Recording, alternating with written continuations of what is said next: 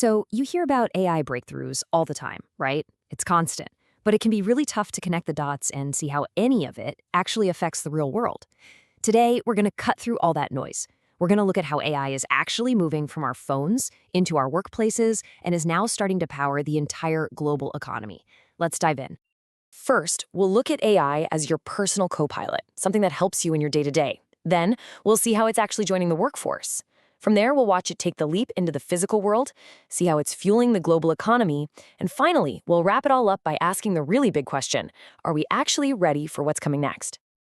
All right, so let's start with something we can all relate to. We usually think of AI as this thing we have to actively boss around, give it commands. But the next big shift is about AI working proactively for us, right from the moment we wake up. I mean, think about it. Imagine you didn't start your morning by doom scrolling through a messy inbox and a chaotic news feed. What if you started with a briefing that was already perfectly curated, just for you? How much would that change your focus for the entire day? Well, that is the exact idea behind a new tool called OpenAI's Pulse. It acts like your own personal editor. While you're sleeping, it sifts through your recent chats, your saved notes, your calendar, and then it builds a personalized briefing on these little mobile cards.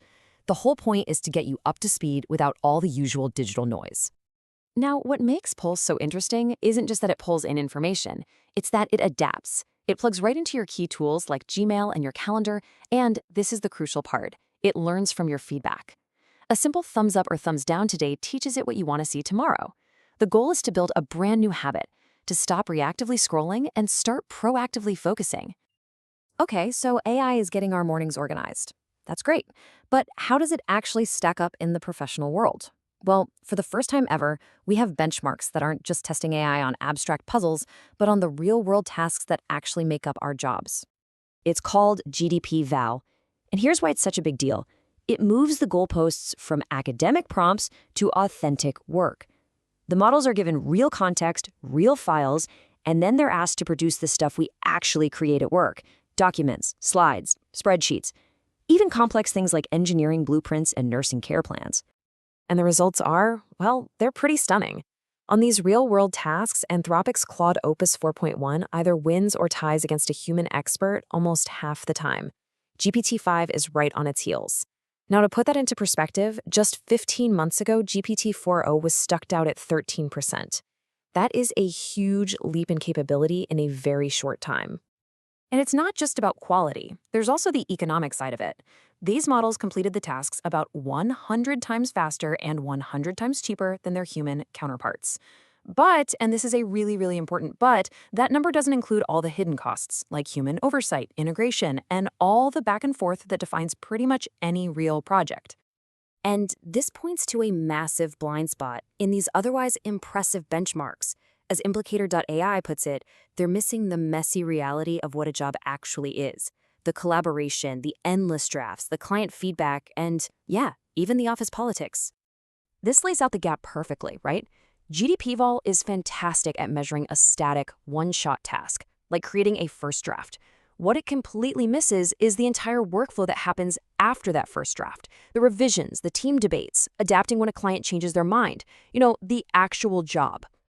So far, everything we've talked about has been AI handling digital information. But the next big frontier is about giving AI the ability to actually interact with the physical world. This is where we go from AI as just a tool to AI as an agent. Google DeepMind frames this evolution perfectly. It's about creating systems that don't just sit there and wait for a command. We're talking about systems that can truly reason, plan out a series of steps, and then actively use tools, both digital and physical, to achieve a goal. And that's exactly what this new Gemini Robotics 1.5 system does. They call it an embodied reasoning model.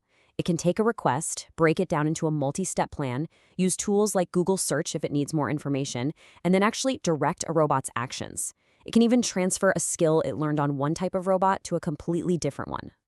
And this whole concept of agentic AI isn't just for household robots. It's being designed for our most critical infrastructure.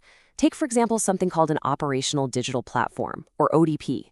It's basically an AI agent designed to manage an entire country's energy grid, coordinating electric vehicles, renewables, and power stations all in real time.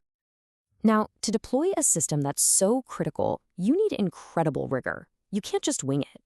The paper that proposes this lays out a detailed 6-step analysis just to prove its value, mapping every single function to a specific monetizable benefit. This just shows you the level of planning needed when AI agents start managing our core infrastructure. This huge push toward powerful agentic AI is triggering absolutely massive investment, and it's creating new challenges on a global scale. Which brings us to the bigger picture, the economy. $100 billion. Just let that number sink in for a second. That's the planned value of NVIDIA's partnership just to supply chips and invest in OpenAI. A number that big signals a major trend: consolidation. The companies building the models, the chips, and the cloud are all teaming up to control the supply chain and hit the accelerator. But while the giants are making these $100 billion deals, the reality on the ground is a lot more complicated. A recent survey of small businesses found that while over 60% are using AI, a nearly identical number say a lack of understanding is a major barrier. So there's this huge gap between having access to the tools and actually having the expertise to use them well. And of course, as AI gets more and more integrated into the economy, the risks get bigger too. The recent cyber attack on Jaguar Land Rover is a stark reminder. Attackers were able to freeze production for weeks because the company's smart factories were so highly connected. All that deep integration brings efficiency, sure, but it can also create one single point of massive failure. Okay, let's pull all this together. We've seen AI become a personal co-pilot, a professional-grade performer, and a physical agent. This rapid, almost dizzying progress is now forcing us all to confront some really fundamental questions about trust, control, and the kind of future we're trying to build. In a recent interview, Pope Leo XIV rejected the idea of an AI pope with this really powerful statement: "A shepherd's presence and judgment are not programmable." And having been the subject of a deepfake himself, he warns that as these fakes multiply, our basic ability to trust what we see and hear starts to erode. It forces you to ask, where exactly do we draw the line?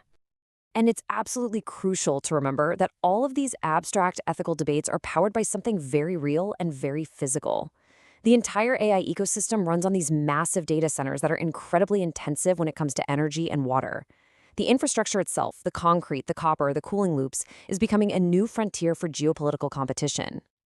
The technology is advancing at an incredible speed. It's creating this powerful new engine for change that touches everything from our daily habits all the way up to the global economy. And it leaves all of us with one simple question. We're building the engine, but who's behind the wheel?